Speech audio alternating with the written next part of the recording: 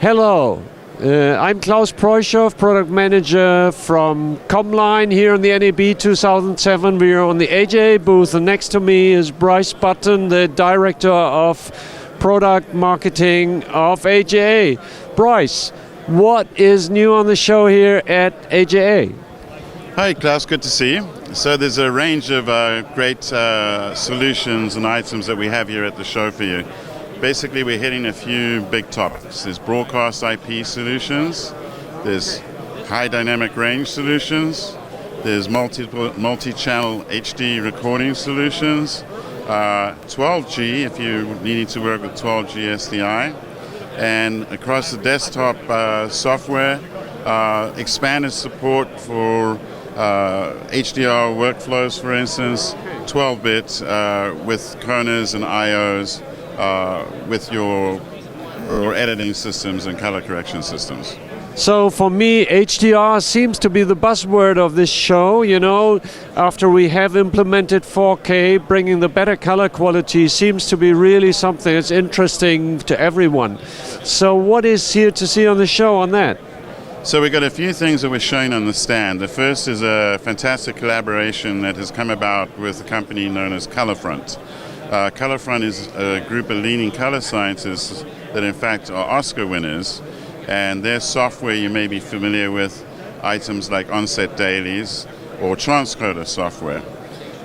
What they have done is, combined with us, we've taken one of our FrameSync frames from the FrameSync family, FS stuff, we put it all into the same box so this work can be done in real time.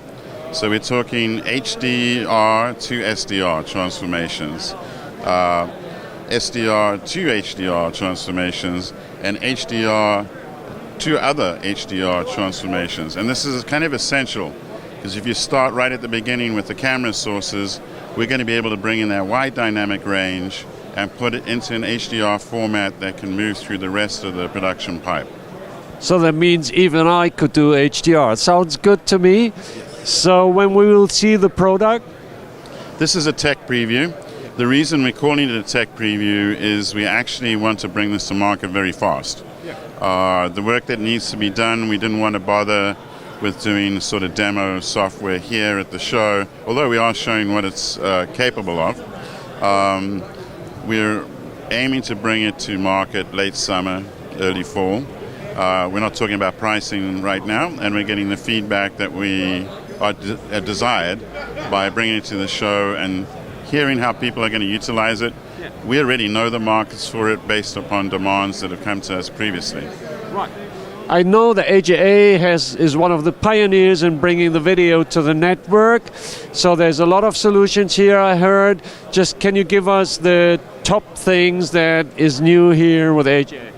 So if you're looking for some wonderful products that you're going to be able to take to market soon, the first would be the Keeper Ultra Plus. Basically, we have a new version of Keeper Ultra. This one adds 4 channels of multi-channel HD recording, which is great. It has all the great features of the previous Keeper Ultra. It also has full-on HDMI 2.0, so for input and output, allowing you to even capture 12-bit off of a decent HDMI camera. It also includes the ability to work with HDR again, which will be coming in firmware soon after release, and that will support hybrid log gamma, HLG.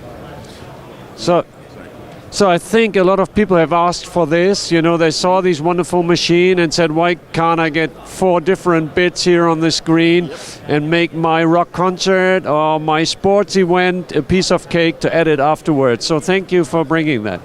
Yes, it was great to finally get this one together. Yes. So when you do multi-camera, Klaus is exactly right. You can bring in 1, 2, 4 cameras.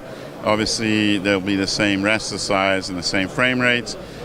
It's wonderfully secure. If you've already put the first camera in, you add the second and third. If someone trips over a cable, you don't have to worry about it. It'll continue to record the other streams. When you pull it out of your system, of course, they'll be sharing timecode. So easy to gang up in your editing software.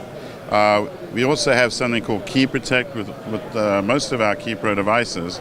And what that means is, let's say someone accidentally turns the power off or trips the cable, Which happens. Which does happen in real life. Yeah. The good news is your files will be preserved with maybe the last few frames missing, because we put down header frames every so often. Yeah. So in the event of catastrophe, you're still guaranteed to have the majority of your program. So you're always very realistic with your products and see the needs of the users here. So the last question is, you always have these mother's little helpers, as we call them, these mini converters that solve everybody's problems. So what is new in this field?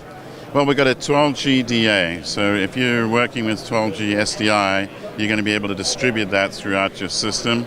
So one input, and you can distribute 6 outs, which is great. We also have the 12GM, which is a muxer demuxer. What that means is you might have a source that is 12G, but you need to go to a 3G SDI device, for instance, the Keeper Ultra Plus we were talking about. So to come in a single cable over 12G, break it out to the 4 3Gs, or the other way around. You might be feeding off of a Keeper Ultra Plus, but you have a 12 gig switcher or router, and you put the 4 in and a single out for the 12G. So pretty cool stuff there. And in terms of a couple of other little minis, we have some IP minis, so Internet Protocol minis. That they cover JPEG 2000. Okay. So that's great. We've had the receivers for a while. Now we have the transmitters. So that'll give you the ability to come off an SDI source, for instance, encode it into JPEG 2000, send it across the network, pick it up wherever you need to off the network, and with one of the receivers or the Kona IP card, you're able to therefore bring that into your system for editing, whatever it is you need to do. Okay, I know there's more to tell, but we're limited here in our time, and I think your patience is also limited to look at these clips. So ask us, we have a complete list of the new AJA products, but I think that you're still working on new stuff, and next year maybe it's NAB time again, and we're happy to interview you again, and thanks for your time, Bryce. Absolutely. We look forward to seeing you in Europe at IBC later this year, where we'll have even more interesting product news. It never ends at AJA, and we're really glad. Again, please visit ComLine's website. You can also, of course, visit aja.com for further details. We've done a full web page for HDR to help explain it all a little better if you're just moving into it. Thank you. Pleasure.